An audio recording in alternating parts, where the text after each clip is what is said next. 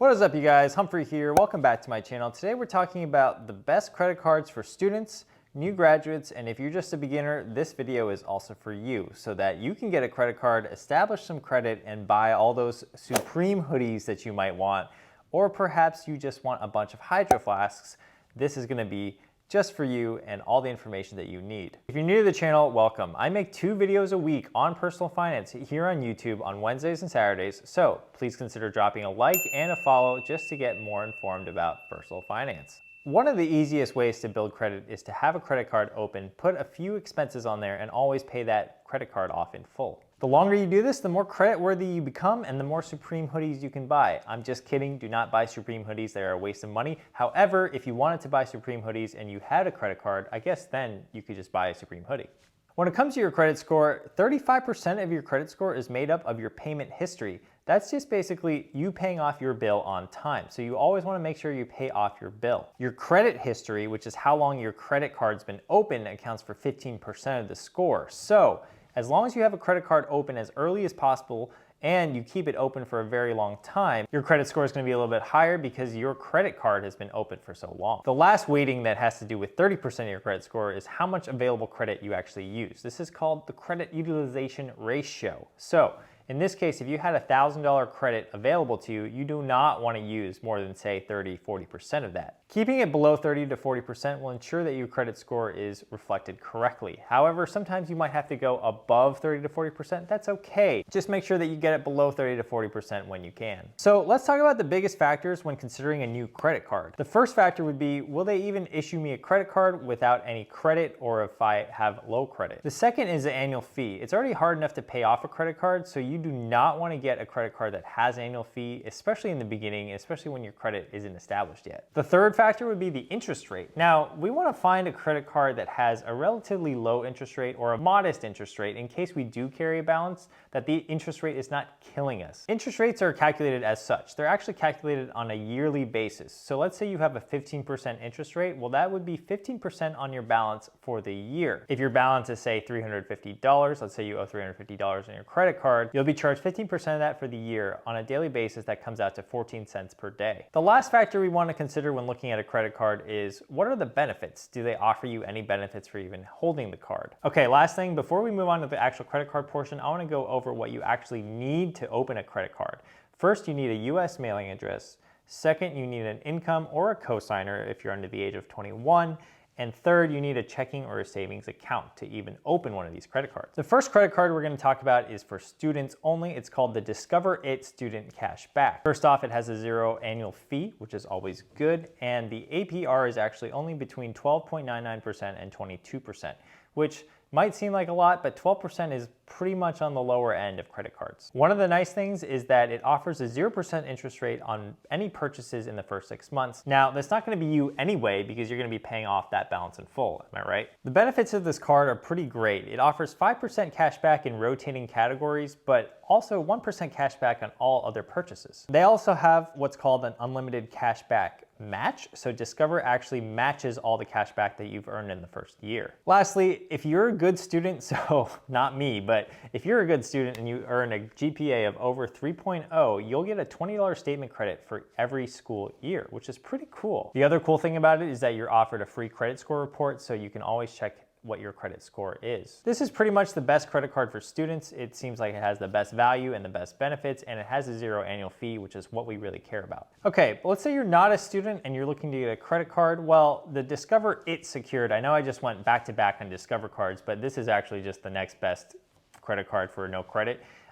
It's called the Discover It Secured, and what that means is when a credit card is called a secured credit card, all that means is they're holding collateral while they give you the credit card. So in this case, you'd have to give them $200 of collateral or a deposit, and they'll give you the card so that you can start to make charges on it to build your credit. The nice thing about the Discover Secured credit card is that they might upgrade you to the unsecured version and just return your deposit at some point. Now, that probably has to come with some good credit history and good payment history. One of the benefits of this card is that you actually earn 2% cash back on up to $1,000 in spending, so about $20 in cash back per quarter at restaurants and gas stations, and 1% on all other spending. Like the student card, they actually match your cash back for the first year, which is pretty nice as well. They also have an intro interest rate of 10.99%, which is pretty low. So it's pretty good. I like that. Moving right along, we have the Petal Visa credit card. This credit card's really interesting because it's no frills. It's like the most simple credit card I've ever seen. There's no credit history required. There's no fees whatsoever. And you get 1.5% cash back on qualifying purchases as long as you make on-time payments for 12 months. Literally, that's it. There's no welcome bonus. There's no benefits. The interest rate is pretty average. It's between 14.5 and 25.5. There are no transaction fees, no foreign transaction fees, which is kind of nice. And basically, it's a pretty plain vanilla card. If you have a completely blank slate, it's one that you could probably just go after immediately and start to build credit. So yeah, that's a pretty cool credit card. I never even knew that it existed before I did some research for this video, but it would be great for someone who's a new graduate or just a beginner with no credit history at all. Okay, so the fourth credit card that I'm gonna recommend is someone who's already has a little bit of a credit history and has maybe above average or good credit. This is someone who might be a new graduate, or you're just a beginner and you have somewhat of a credit history from, let's say, a cable bill that you've been paying off throughout college. This is one of my favorite credit cards to recommend, and it's the Citi Double Cash 2% cashback card. You get 2% on everything. So you get 1% back whenever you use it, and then you get 1% back again on those same purchases when you pay off your bill. So it kind of incentivizes you to pay off your bill, which is the whole point of building credit here.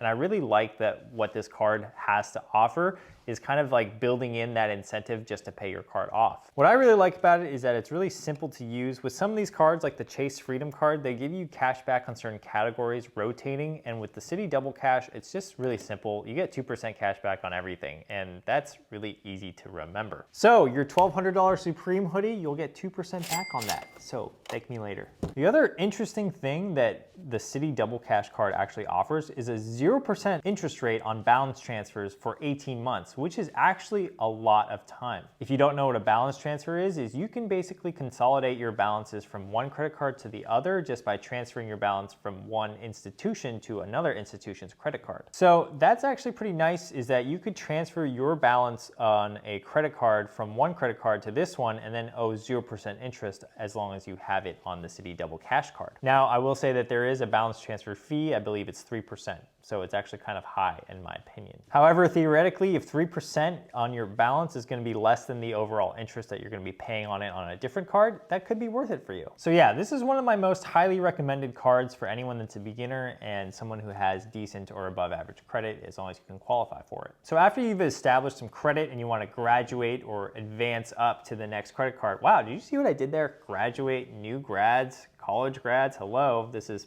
pretty great puns here. Anyway, you can get something like the Chase Sapphire Preferred card. Now, the Chase Sapphire Preferred card has an annual fee of $95.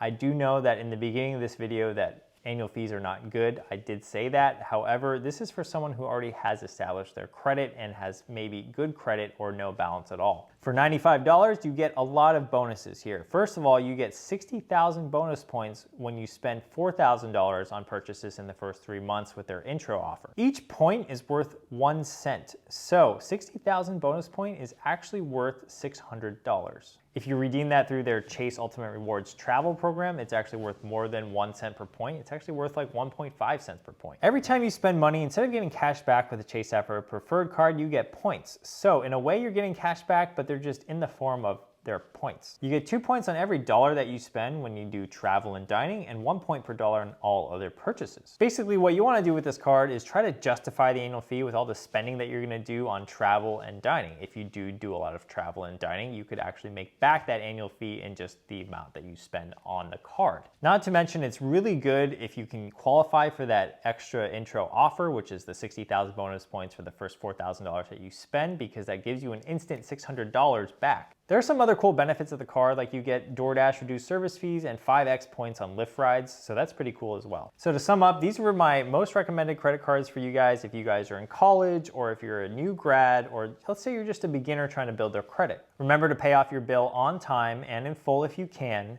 Don't buy anything dumb, and also try to keep your credit utilization ratio under 30%. You can monitor your credit report through different credit reporting agencies, and some of these credit cards even offer you a free credit report every year. I hope that this was helpful, guys. Let me know in the comments what you guys thought, and if this was helpful for you, or if you have any more questions, just Leave a comment. I'm going to answer to them when I can. Remember to like the video if you haven't already. It really helps the algorithm out and I get more views because of it, and I can keep making content like this in the future, which is really great. And please consider subscribing to me. I know that it takes a lot to subscribe to a new YouTube channel these days. If you subscribe to me, I can promise to you that you're at least going to get some great personal finance content at least once or twice a week. All right, guys, thanks for being here, and have fun buying those Supreme hoodies.